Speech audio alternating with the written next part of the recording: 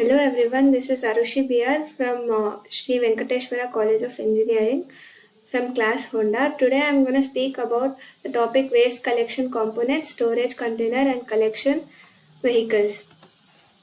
Waste management or waste disposal includes processes and action required to manage waste from its inception to its final disposal. This includes the collection, transport, treatment, and disposal of waste, together with monitoring and regulation of the waste. And this process and waste related laws, technologies, and economic mechanism. This is the waste management cycle. First, the waste is collected, then it is sent for transportation through compactor trucks and non-compactor trucks.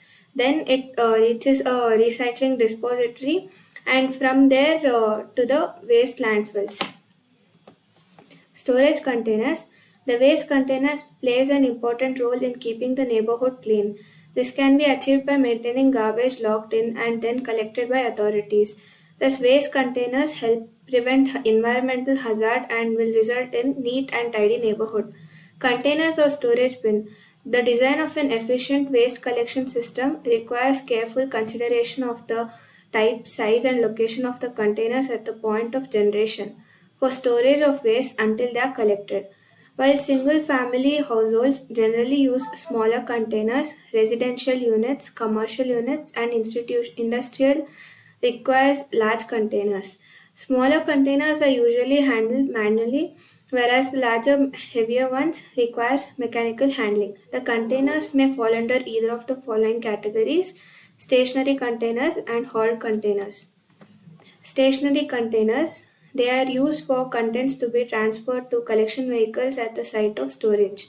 Container systems in which the containers used for the storage of waste remain at the point of waste generation except when moved for collection are defined as stationary container system. Labor requirements for mechanically loaded stationary container systems are essential, same as for hauled containers. There are two main types of stationary containers: those in which self loading compactors are used, and those in which manually loaded vehicles are used.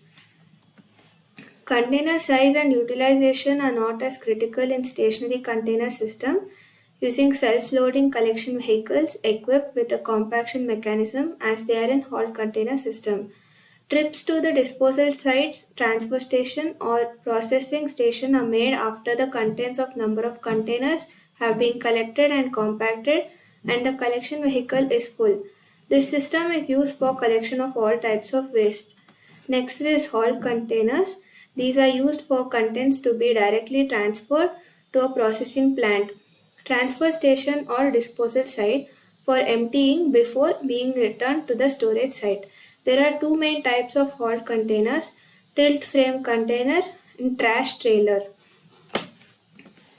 Systems that use tilt frame loaded vehicles and large containers, often are called drop boxes, are ideally suited for collection of all types of solid waste and rubbish from location where the generation rate warrants the use of large containers.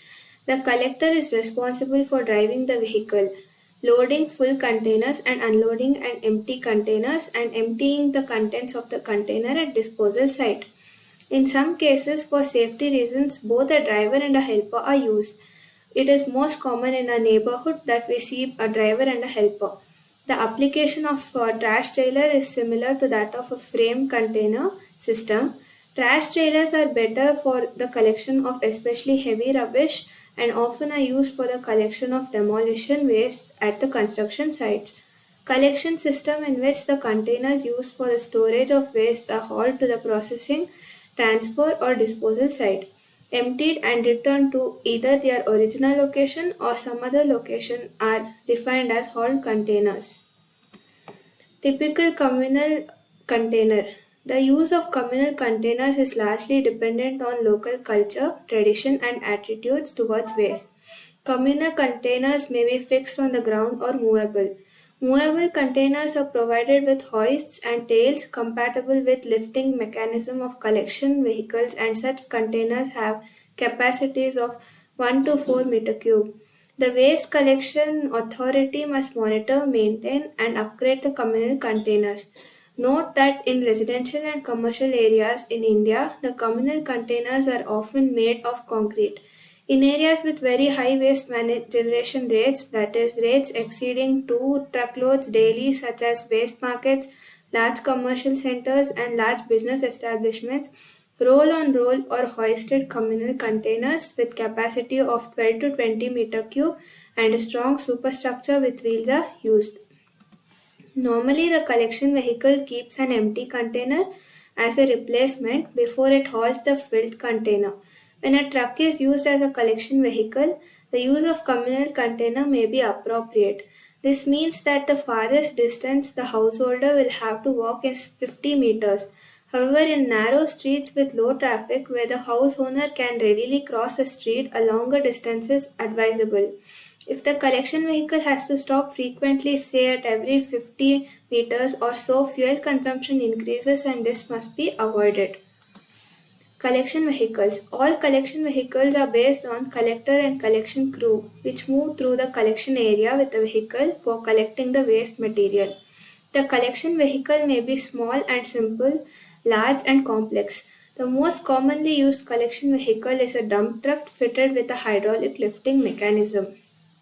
The collection vehicles can be classified into three kinds: small scale collection and muscle powered vehicles, non compactor trucks, and compactor trucks. So, small collection and muscle powered vehicles are three-wheeler vehicles which can be manually handled. These are common vehicles used for waste collection in many countries and are generally used in rural or hilly areas. They are suitable for densely populated areas with narrow lanes where there is relatively low volume of waste generated. Some drawbacks of these collection vehicles include limited travel range of the vehicle and weather exposure that affect humans and animals. Non-compactor trucks. These non-compactor trucks are efficient and cost-effective in small cities and in areas where wastes tend to be very dense and have little potential for compaction. When these trucks are used for waste collection, they need a dumping system to easily discharge the waste. It is generally required to cover the trucks in order to prevent residue flying off or rain soaking the waste. Truck with capacities of 10 to 12 meter cube are effective if the distance between the disposal site and the collection area is less than 15 kilometers. Compactor trucks. These are the huge vehicles used to transport heavy amount of waste. Compaction vehicles are more common these days, generally having capacities of 12 to 15 meter cube due to limitations imposed by narrow roads. Although the capacity of compaction vehicles is similar to that of a dump truck, the weight of solid waste collected per trip is 2 to 2.5 times larger than the waste that are collected hydraulically compacted. The main goal of compactors is to compress waste materials into a container to increase the amount of trash a container can hold and haul per load. Steps to the compaction process: the collection using various means from vehicle to manual activation of compactor when has reached its road level. Compaction reduces the volume of your trash and makes it easier to collect and transport, saving your own labor, costs, and trips to the dump. It also is less messy than handling loose trash and requires a much smaller amount of storage space. Thank you.